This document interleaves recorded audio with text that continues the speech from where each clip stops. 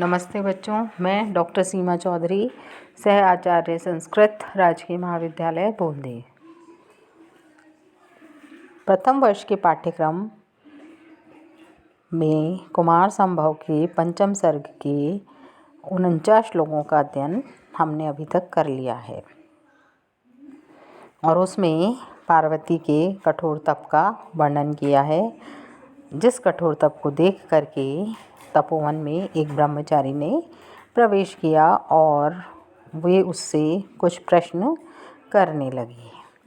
उसी क्रम में ये श्लोक है, जिसे आप देखिए। कियच्चिरं श्राम्यसि गौरी विद्यते ममा अपि पूर्वाश्रम संचितं तपः तद अर्धभागेन लभस्व कांक्षितं वरम तम इच्छामि च साधु वेदितुम। अन्वय देखिए बच्चों इसका।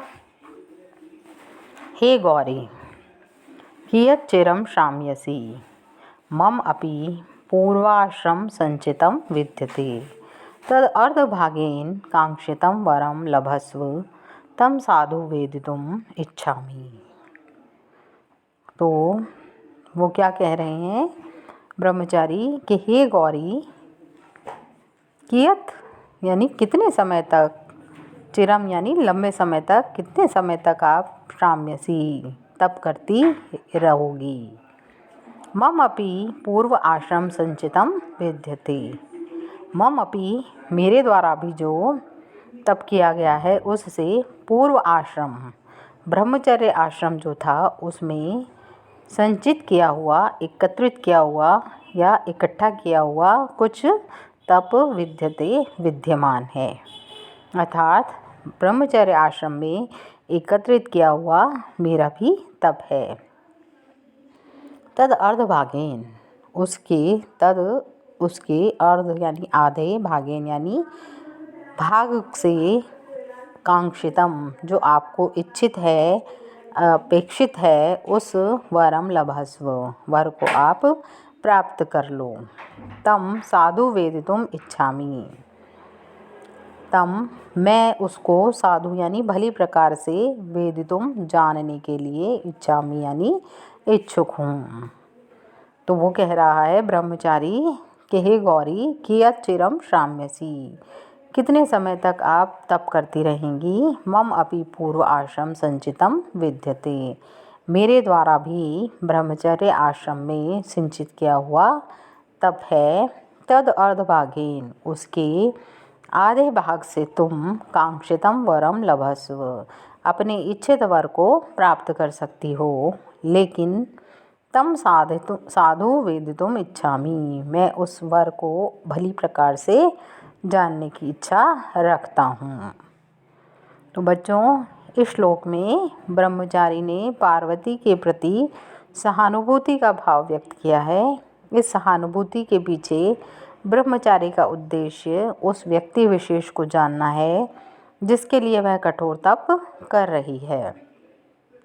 इसलिए वह अपने द्वारा संचित तपस्या का आधा भाग देने के साथ साथ ये शर्त भी रख रहा है कि वह उसको अच्छी प्रकार से जानना चाहता है। यहाँ तद अर्धभागेन में अर्धश्च असौ भागः अर्धभागः कर्मधारय समास है। तस्य अर्धभागः तेन तदर्थ भागे। और इससे अब अगला श्लोक देखिए। इति प्रविश्य अभिहिता द्विजन्मना मनोगतं सा न शशाक संशितुम् अथो वयस्यां परिपार्श्ववर्तिनीं विवर्तित अंजननेत्रम् ऐक्षत। तो इसका अन्वय इस प्रकार है बच्चों कि इति द्विजन्मना प्रविश्य अभिहिता सा मनोगतं संशितुं न शशाक अथो परिपार्श्ववर्तिनीं वयस्यां विवर्तित अंजननेत्रम् ऐक्षत। तो वो कह रहे हैं कि इति इस प्रकार से द्विजन्मना, ये जो ब्राह्मण है उसके द्वारा, द्विज के द्वारा प्रविश्य है, हृदय में प्रवेश करके अभिहिता पूछी गई जो जो बात थी, सा मनोगतम शासितुम न शशाक, वो जो पार्वती थी, जो भी उसके मन में, हृदय में जो बात थी उसको संशितुम न शशाक, बताने में समर्थ नहीं हो पाई। अथो, और उनके पास में, इसके बाद उन्होंने क्या किया, पार्वती ने परिपार्श्ववर्तिनी, जो उनके पास में प्रिय सखी थी, वयस्याम यानी सखी जो थी उनकी, उसको अपने विवर्तित अंजन नेत्रम, अपने कज्जल से रहित नेत्रों को विवर्तित करके, घुमा करके एक क्षत उन्होंने अपनी सखी की ओर देखा। अर्थात जब वो खुद उसको बताने में समर्थ नहीं हो पाई ब्राह्मण को, तो अपनी सखी की ओर उन्होंने देखा कि वो सखी उनको इसके बारे में बताए। वो खुद पार्वती इसे बताने में समर्थ नहीं हो पाई। तो फिर से अर्थ देख लो बच्चों। इति, इस प्रकार से, द्विजन्मना, द्विज जिसका दूसरा जन्म हुआ है, ऐसा वह ब्राह्मण प्रविश्य है, उसके हृदय में जब प्रविष्ट हुई बात थी उसको पूछा गया, तो सा अभिहिता, जो चाही गई बात थी ना ब्राह्मण के द्वारा, वो सा मनोगतम संशितुम न शशाक, उसको बताने में समर्थ नहीं हो पाई। अथो, तो फिर इसके पश्चात क्या हुआ, उन्होंने क्या किया, परिपार्श्ववर्तिनी, जो उनके पास ही में उनकी स्थित थी, कौन, वयस्याम, सखी जो उनकी नज़दीक ही बैठी थी, उनको अनअंजन नेत्रम, बिना अंजन से रहित या बिना काजल की लगे हुए आँखों वाली नयनों को उन्होंने विवर्तित, घुमा करके एक क्षत अपनी सखी की ओर, मित्र की ओर देखा, उसे संकेत प्रदान किया। तो ये जो श्लोक है बच्चों, उसमें पार्वती का लज्जा भाव व्यक्त हुआ है। साथ ही तपस्या के समय उसने तपस्वी जैसा जीवन धारण कर रखा था, उसका भी भाव व्यक्त किया गया है।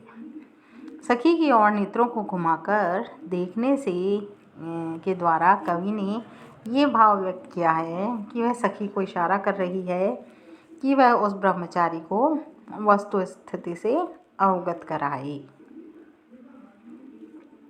यहाँ पर द्विजन्मना में द्वे जन्मनि यस्य स द्विजन्मा बहुव्रीहि समास है, और अभिहित में अभि प्लस था प्लस तव प्रत्यय है।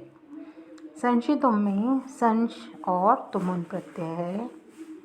वर्तिनी में वृत्त धातु और निनी प्रत्यय है। इससे अगला श्लोक देखिए अब। सखी तदीया तम उवाच वर्णिनम निबोध साधो तव चेत कुतूहलम यद अर्थ अम्भोजम एव उष्णवारणम कृतं तपः साधनम एतया वपु। अन्वय देखिए बच्चों इसका। तदीया सखी तम वर्णिनम उवाच, हे साधो तव कुतूहलम चेत निबोध तदर्थम एतया अम्भोजम उष्णवारणम एव वपु तपः साधनम कृतम्।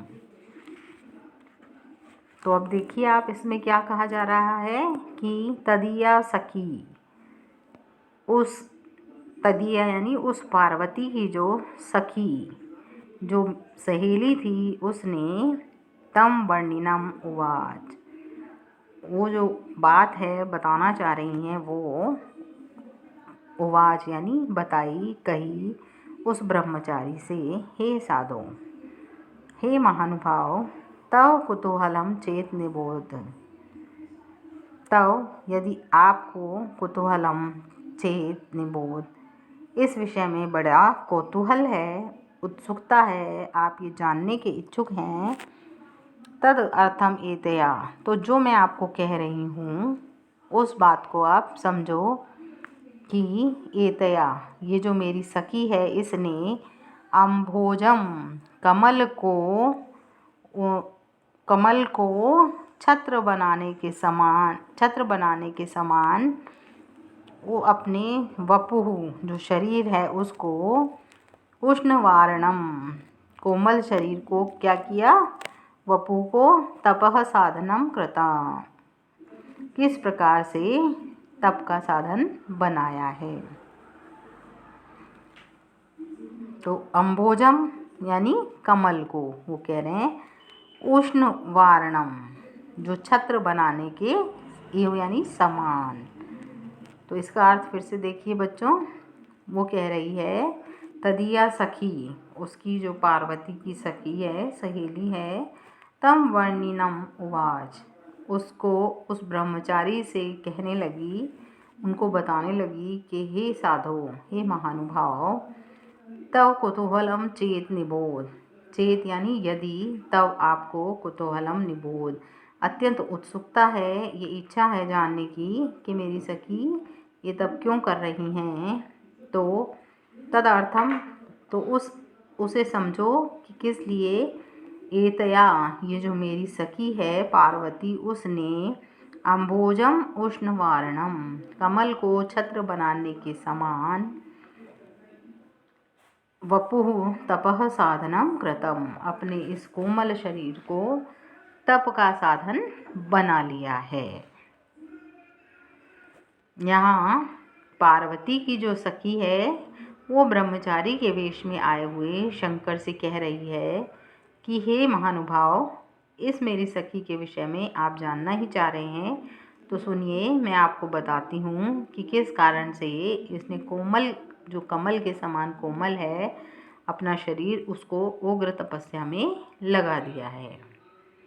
यहाँ जो ये तीसरी लाइन है बच्चों, यदार्थ अम्बोजम उष्णवारणम, इसमें उपमा अलंकार का प्रयोग किया गया है, और तपः साधनम, तपसः साधनम इति तपः साधनम षष्ठी तत्पुरुष का प्रयोग किया गया है।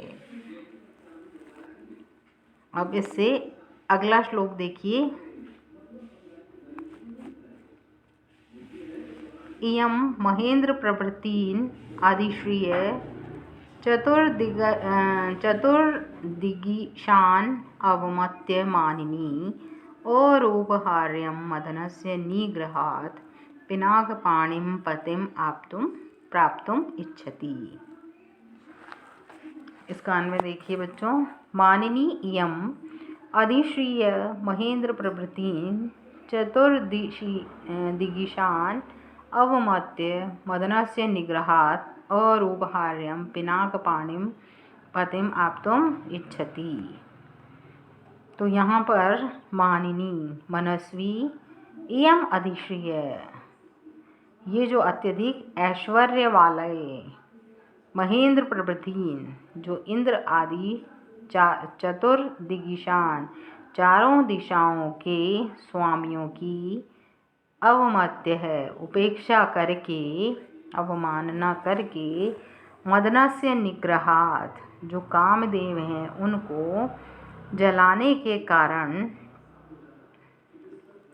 अरूपहार्यम, सुंदरता से वश में न होने वाले, पिनाकपाणिम, भगवान शिव जिन्होंने पिनाक को अपने हाथ में धारण कर रखा है, ऐसे पतिम आप्तुम इच्छति, पति रूप में प्राप्त करना चाहती हैं।